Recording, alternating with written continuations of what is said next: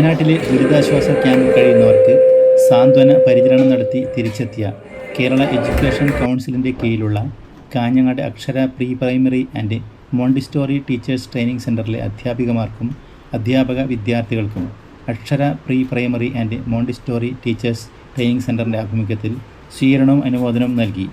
കാഞ്ഞങ്ങാട് നഗരസഭാ chairperson KV Sujatha ഉദ്ഘാടനം ചെയ്തു.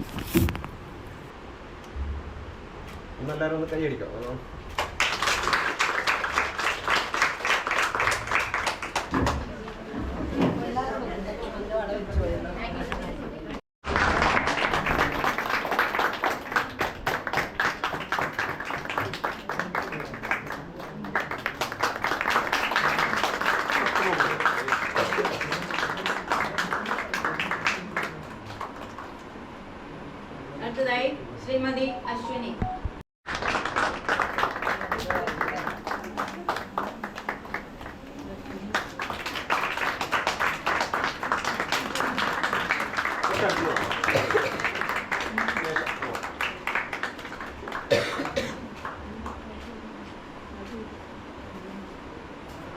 അടുത്തതായി ശ്രീമതി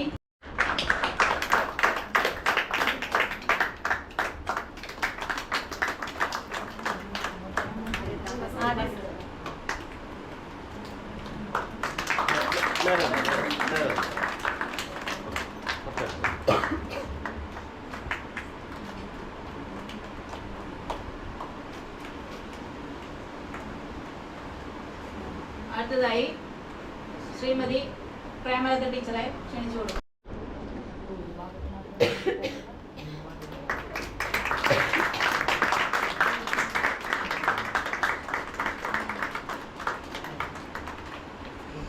അധ്യാപിക വിദ്യാർത്ഥിയായ ശ്രീമതി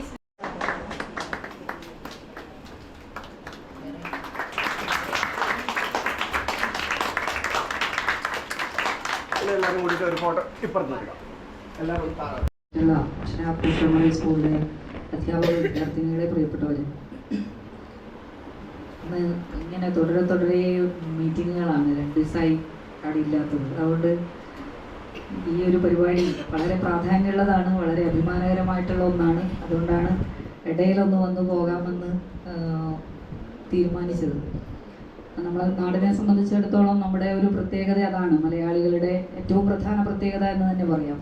മറ്റു സമയങ്ങളിൽ നമ്മൾ കക്ഷി രാഷ്ട്രീയം തിരിഞ്ഞ് ജാതി മത വ്യത്യാസം തിരിഞ്ഞ് ഒക്കെ ഒരുപാട് വിഷയങ്ങൾ ഉണ്ടാവുമെങ്കിലും പ്രതിസന്ധികൾ ഉണ്ടാവുന്ന സമയത്ത് നമ്മൾ എല്ലാം മറന്നുകൊണ്ട് ഒരുമിച്ച് നിൽക്കുന്നു എന്നുള്ളത് തന്നെയാണ് നമ്മുടെ വിജയത്തിൻ്റെ ഒരു പ്രധാന ഘടകം. അതാണിപ്പോൾ വയനാട് ദുരന്തത്തിൽ നമ്മൾ കണ്ടിട്ടുള്ളത്. സമാനതകളില്ലാത്ത ദുരന്തം, സമാനതകളില്ലാത്ത ദുരിതാശ്വാസ പ്രവർത്തനം എന്ന് പറയാം. ലോകത്തെവിടെയും കാണാൻ കഴിയാത്ത രൂപത്തിൽ ഒന്നും നോക്കാതെ എല്ലാവരും ആ അപകട സ്ഥലത്തെത്തുകയും എല്ലാവിധത്തിലും തങ്ങളാൽ കഴിയുന്നത്, ഇവിടെ പറഞ്ഞല്ലോ, എത്ര ഉന്നത വിദ്യാഭ്യാസ യോഗ്യതയുള്ളവരായാലും അതിൻ്റെ പ്രായോഗിക തലത്തിലുള്ളവരായാലും ഏത് പദവിയിലിരിക്കുന്നവരായാലും അവിടെ ഓരോരുത്തരും ഏറ്റവും സാധാരണക്കാരായിട്ടുള്ള ആളുകൾ ഉൾപ്പെടെ അവരവരുടെ കഴിവിനനുസരിച്ചിട്ടുള്ള സഹായങ്ങൾ, അത് ശാരീരികമായിട്ടും മറ്റ് രീതിയിലും ഒക്കെ ചെയ്യുന്ന കാഴ്ച നമ്മൾ കാണുകയാണ്.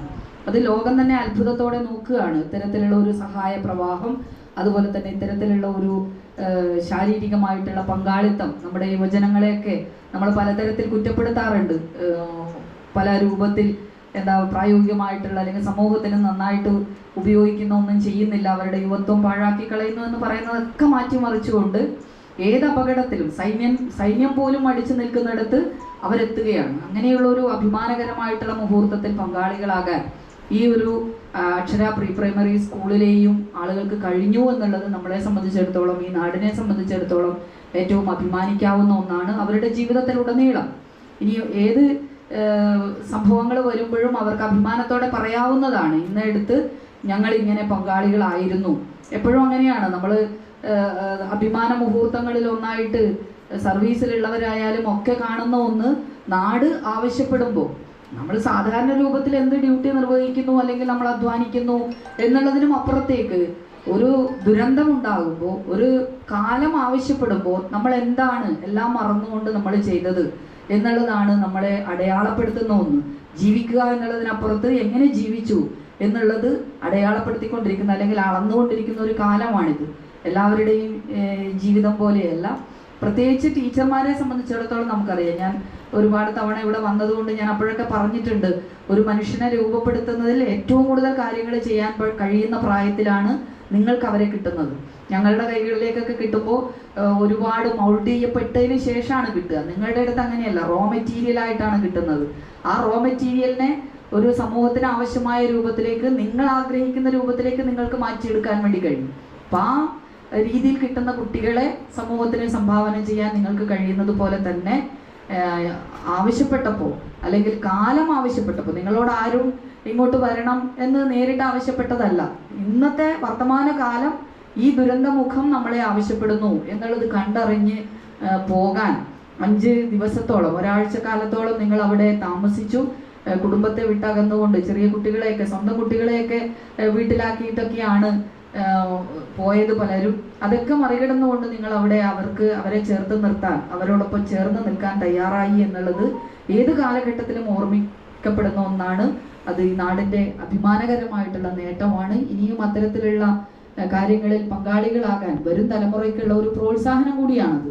ഇങ്ങനെ എനിക്ക് മുമ്പേ നടന്നു പോയവർ ഇങ്ങനെ ചെയ്തിട്ടുണ്ട് എന്നുള്ളത് നമ്മളെ സംബന്ധിച്ചിടത്തോളം അഭിമാനമുള്ള ഒന്നാണ്. അധ്യാപകരെ നമ്മളെപ്പോഴും പറയാറുണ്ട്, അധ്യാപക പ്രസ്ഥാനത്തിന്റെ ഭാഗമായിട്ടൊക്കെ നിൽക്കുമ്പോൾ പറയാറുണ്ട്, സ്വാതന്ത്ര്യ സമരത്തിലൊക്കെ പങ്കെടുക്കുമ്പോൾ കർഷകരെ ഇല്ലേ, പിന്നെ വില്യം ലോഗൻ ഉൾപ്പെടെയുള്ള, നിങ്ങൾ പാഠപുസ്തകങ്ങളിൽ പഠിച്ചിട്ടുണ്ട്, വില്യം ലോഗൻ ഉൾപ്പെടെയുള്ള മദ്രാസ് കളക്ടർ, അന്ന് മദ്രാസ് കളക്ടർ ആയിരുന്ന വില്യം ലോഗനെ ബ്രിട്ടീഷ് ഗവൺമെന്റ് ചുമതലപ്പെടുത്തിയത് ഈ കേരളത്തിനകത്ത്, പ്രത്യേകിച്ച് ഈ മലബാറിലെ കർഷക കലാപങ്ങൾ വളരെ ശക്തമാണ്. ഇപ്പോൾ ഡൽഹിയിലെ കർഷക കലാപങ്ങൾ പോലെ മലബാറിൽ കർഷക കലാപം വന്ന് ശക്തമാണ്. പക്ഷെ അന്ന് എഴുത്തും വായനയും അറിയാത്ത, ഒരു പുറംലോകം എന്താണെന്ന് അറിയാത്ത കർഷകരാണ് ഇത്ര സജ്ജമായിട്ട് ബ്രിട്ടീഷ് സാമ്രാജ്യത്വത്തിനെതിരെ പടപൊരുതുന്നത്. എങ്ങനെയാണ് ഇവർക്കത് കഴിയുന്നത് എന്ന് വില്യം ലോഗനെ ഒരു പഠനം നടത്താൻ വേണ്ടി പറഞ്ഞപ്പോൾ വില്യം ലോഗൻ അതിനകത്തൊരു വരി കുറിച്ചിട്ടത്, അതിന്റെ റീസൺ ആയിട്ട് പറഞ്ഞത്, there are some dangerous teachers among them. അപകടകാരികളായിട്ടുള്ള ചില അധ്യാപകർ അവർക്കിടയിലുണ്ട്.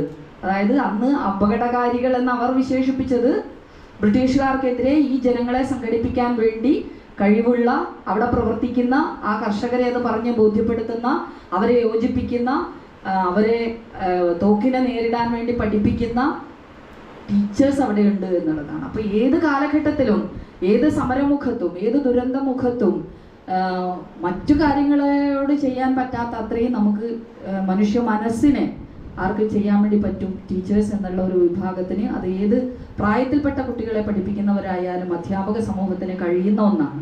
അതിലേറ്റവും പ്രാധാന്യമുള്ള ജോലി ചെയ്യുന്നവരാണ് നിങ്ങൾ. ഈ ഒരു ദൗത്യം ഏറ്റെടുത്ത് അവരെ ഹൃദയത്തോട് ചേർത്ത്, നഗരസഭയുടെ പേരിലും എൻ്റെ വ്യക്തിപരമായ പേരിലും ഹൃദയത്തോട് ചേർത്ത് അഭിനന്ദിക്കുകയാണ്.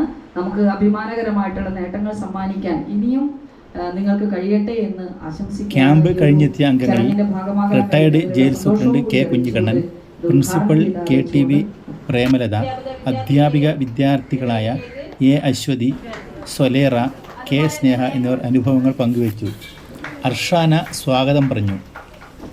Ward councillor P Shobha, KSSPU ജില്ലാ treasurer S Gopalakrishnan, Vidyaniketan tuition centre MD P Prakasam master, Akshara TTC അധ്യാപികമാരായ ലതിക, സിഞ്ചു, അക്ഷര TTC അധ്യാപിക വിദ്യാർത്ഥികളായ P അർഷാന, സ്വാതി ലക്ഷ്മി എന്നിവർ പ്രസംഗിച്ചു. അധ്യാപക വിദ്യാർത്ഥികളെയും ഈ വേദിയിലേക്ക്